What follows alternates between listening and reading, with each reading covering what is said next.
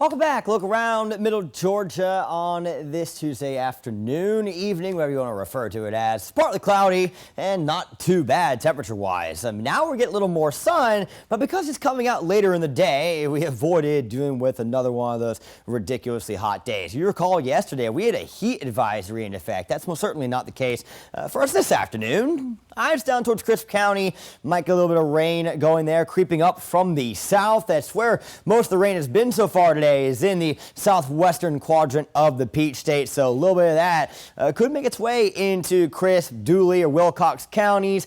No severe weather concerns there, but don't be surprised if you potentially hear a rumble of thunder. In terms of more intimidating weather, we do have Hurricane Beryl still obviously in the Caribbean. What's nice to see is that not as well defined. The storm is weakening. Back to a Category 4 now. Was Category 5. Let's see what we've got. Winds 155 miles per hour, so it is still a top-end Category 4 hurricane. And keep in mind, of course, that the category only references the wind speed. Does not account for the storm surge potential or flooding potential or any other hazards that a hurricane may bring.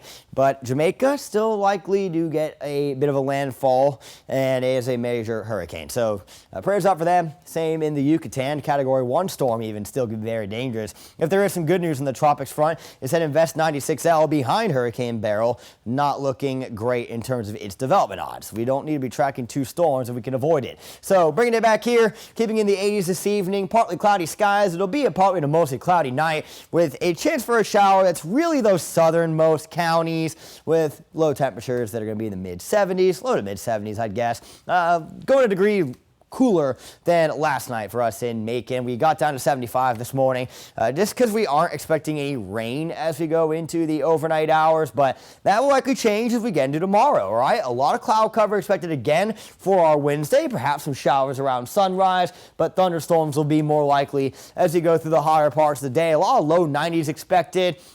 That being said, if rain comes in for you at the right time, you may not get into those 90s tomorrow afternoon. That is going to be a possibility. I do also believe our real feels, though, will be in the mid to upper 90s tomorrow, and we'll probably start seeing those creeping into the triple digits again as we get into your Independence Day. So there will be a couple of storm odds Thursday afternoon. Be aware of that. Make sure to have insect repellent if you've got any evening fireworks plans. I'm sure there's going to be stuff at Lake Tobesofkee in Bibb County near Macon. So especially if you're by bodies of water, make sure to have that insect repellent ready to go. But the good news is not too many storm odds for us Thursday, but there are going to be a few of them. It'll be less than tomorrow, though, where they should be about 30 to 40% of us that see that rain topping off in the low 90s. I'll have your extended forecast in 10 seconds. Your 4-to-1 NBC AccuWeather 7-day forecast is presented by Volume Chevrolet. So it's going to be a hot one as we go towards the weekend. More of that sun coming back, and it's still going to be very, very muggy out there. So I do anticipate real feels starting on Thursday to be back in those triple digits like we saw yesterday,